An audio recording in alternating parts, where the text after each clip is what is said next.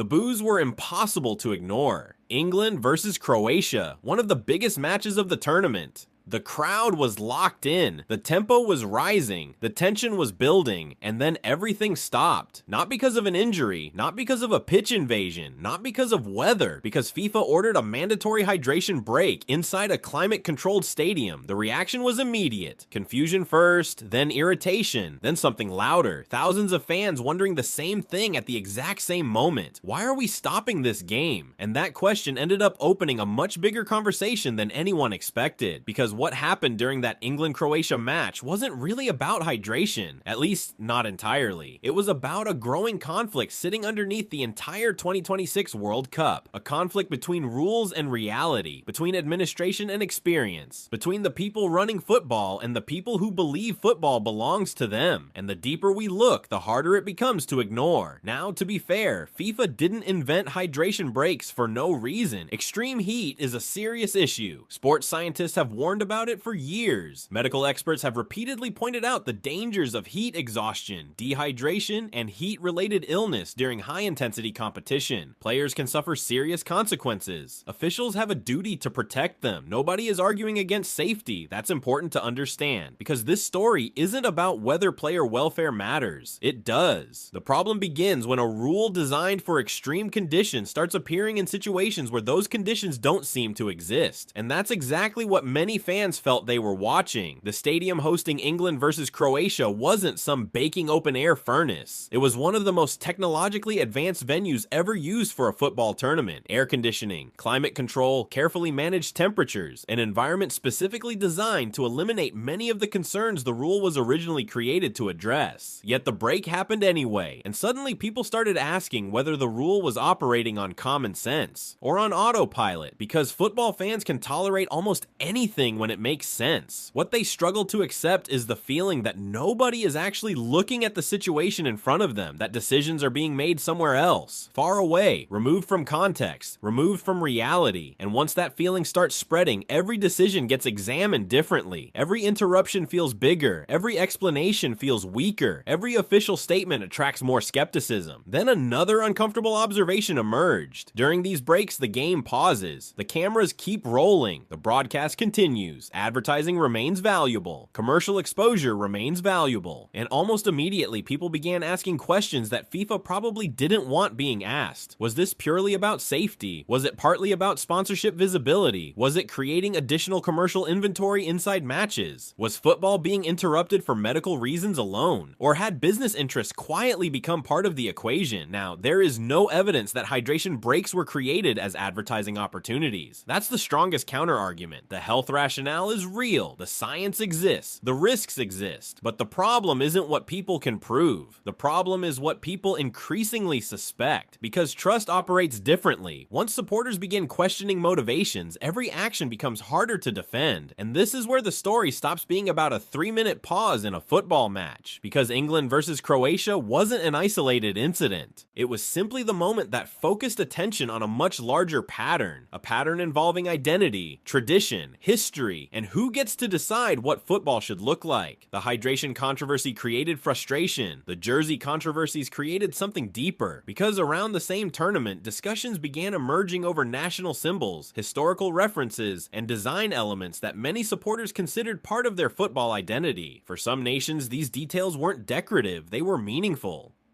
They represented victories, generations, memories, entire chapters of football history, and yet supporters increasingly found themselves hearing the same explanation, regulations, guidelines, brand consistency, tournament standards, again and again. Different issue, same language, and that repetition started making people uncomfortable, because football isn't merely a product. At least that's not how supporters experience it. Supporters experience football as inheritance, something passed down, something carried, something remembered. The badge matters, the colors matter, the symbols matter, the stories matter. When those elements begin colliding with institutional requirements, fans often react as if something personal is being taken away. Not because the change is catastrophic, but because it feels unnecessary. And that's an important distinction. Most of these controversies taken individually aren't disasters. A hydration break isn't a disaster. A jersey dispute isn't a disaster. A branding disagreement isn't a disaster. But when supporters start seeing them together, together, they stop looking like isolated incidents. They start looking like evidence of a system increasingly focused on control. And once people start viewing events through that lens, every new controversy reinforces the previous one. That is where things become dangerous for an organization. Not dangerous financially, dangerous reputationally, because reputation depends on trust, and trust depends on legitimacy. The belief that decisions are being made for the right reasons, the belief that leaders understand the culture they're managing, the belief that the people in charge still speak the same language as the people watching. When that belief weakens, small issues become symbols of bigger frustrations. That's exactly what appears to be happening, and the timing couldn't be worse, because FIFA spent years promoting this tournament as something historic. The biggest World Cup ever, the most ambitious World Cup ever, the most accessible World Cup ever, a celebration of global football, an event designed to unite nations. That was the promise, but promises create expectations, and expectations create scrutiny. The larger the promise, the more noticeable every contradiction becomes. A mandatory break inside a cooled stadium, questions about commercial influence, disputes over national symbolism, growing frustration from supporters. These moments may seem unrelated, but together they create a narrative, and narratives are powerful, sometimes more powerful than facts themselves, because people don't remember regulations, they remember feelings, they remember moments, they remember standing inside a stadium wondering why a match just stopped, they remember seeing traditions challenged, they remember feeling ignored, and that's where the situation becomes much harder for FIFA to manage, because regulations can be rewritten, policies can be updated, statements can be released, but repairing trust is far more complicated, especially when supporters begin believing that decisions are being made in rooms they can never enter, rooms they can never influence, rooms they can never fully understand. That perception may be fair, it may be unfair, but perception has consequences regardless. And perhaps that's the most fascinating part of this entire story. Nobody is claiming football is collapsing because of hydration breaks. Nobody is claiming a jersey dispute will destroy the World Cup. That's not the argument. The argument is that these moments reveal something, a growing distance, a widening gap, a disconnect between administration and culture, between governance and identity, between the tournament as a global product and football as a lived experience. And once you notice that gap, you start seeing it everywhere, which brings us back to England versus Croatia.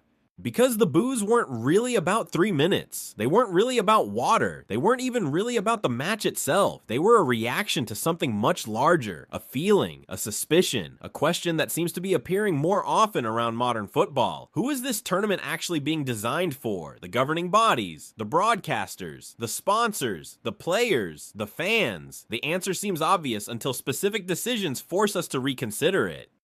And that's why this controversy continues to matter. Not because of what happened, because of what it represents. Because every World Cup tells a story about football's future. And right now, the story many supporters think they're seeing is one where institutions are becoming more powerful, while supporters feel increasingly distant from the decisions shaping the sport they love. Maybe FIFA is right. Maybe every rule has a valid explanation. Maybe every regulation genuinely serves a purpose. But if millions of supporters keep looking at those decisions and asking the same questions, then the problem doesn't disappear. It grows, because football has always depended on something bigger than rules, something bigger than tournaments, something bigger than governing bodies: trust. And once trust becomes the controversy, every future decision becomes harder to defend than the last, which leaves one uncomfortable question hanging over this World Cup. Not whether it will be successful, not whether records will be broken, not whether the football will be entertaining, but whether the people running the game still understand who the game belongs to in the first place.